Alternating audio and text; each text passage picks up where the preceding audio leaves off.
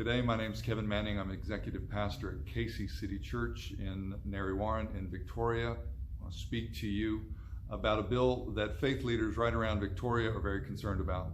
And I mean faith leaders amongst Christian denominations and also across different faith communities, different beliefs that we have represented here in the state of Victoria. We have a diversity of faiths in our local communities. We are all very concerned about a piece of legislation called the Change or Suppression Conversion Practices Prohibition Bill of 2020, which has already passed through the lower house of state government and will be voted on in the upper house and may be passed into law tomorrow, which is the 2nd of February 2021. Faith leaders across many different faiths, many different denominations, many different organizations have all signed on to a joint letter, an open letter written to Premier Daniel Andrews, also written to the State Attorney General, as well as the opposition leader and the Shadow Attorney General. So they've all received the exact same letter, voicing in clear language our exact concerns in relation to this bill and the impact it will have on our faith communities in particular. But before I even talk about that, I want to talk to you about the members of the LGBT community. As many of us know, this is a very vulnerable community. They're worthy of our grace and our compassion, regardless of what a person's beliefs might be in relation to their lifestyle or their lifestyle choices. They're worthy of grace, love, and compassion, nothing less.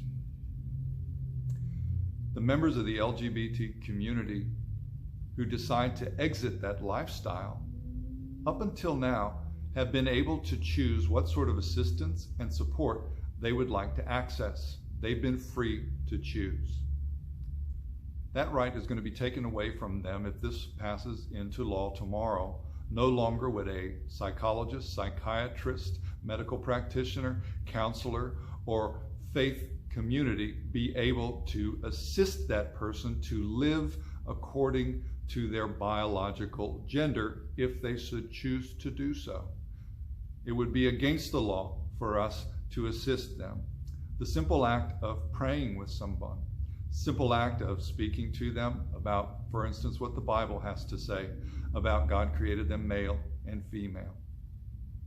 That simple act of sharing that with somebody, talking about it, listening to them and praying with them, if they sought the assistance of a faith community, would be illegal as of tomorrow.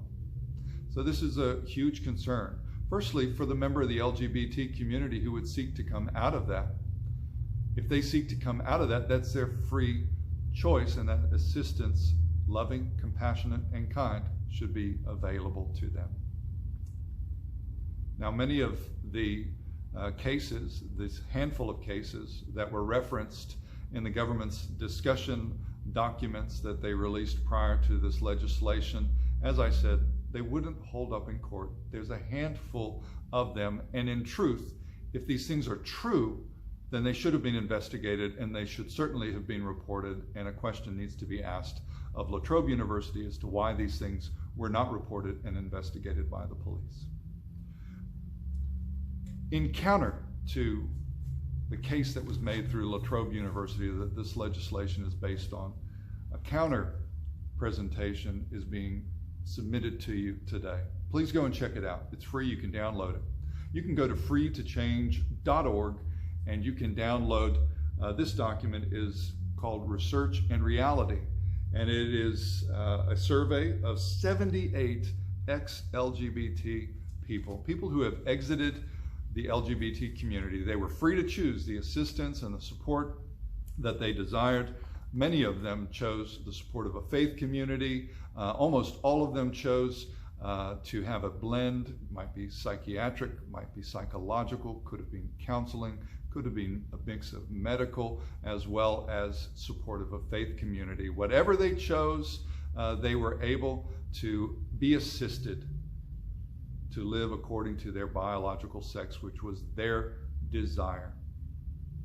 78 people who go on the record, whose evidence and testimony would stand up in court, as opposed to about 5 or 6 people, nameless, no dates, no references. Even the people who committed the acts aren't named.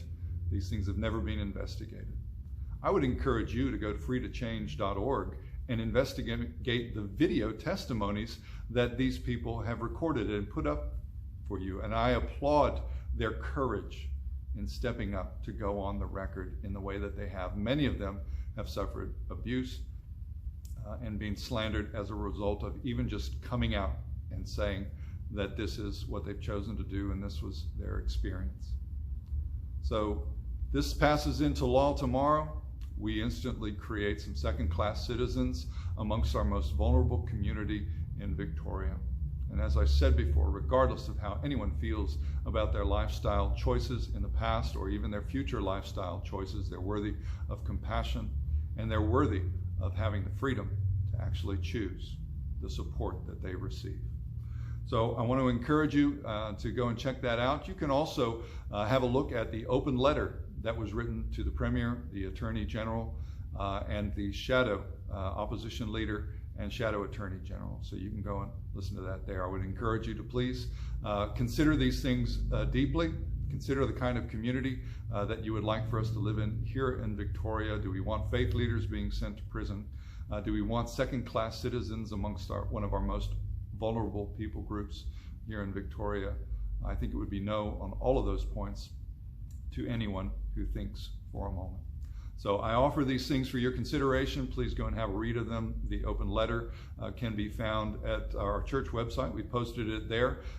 Faith groups around Victoria have posted the open letter on their websites. Ours is kccity.church. You can go and download that there, and you can also go and download the survey there. I also encourage you, just go and check out freetochange.org. They've done a wonderful job. I applaud the work of Cause who put that all together. So thank you for listening, and please consider and then consider acting tomorrow. Contact your local MP and let them know that you have concerns. Thanks.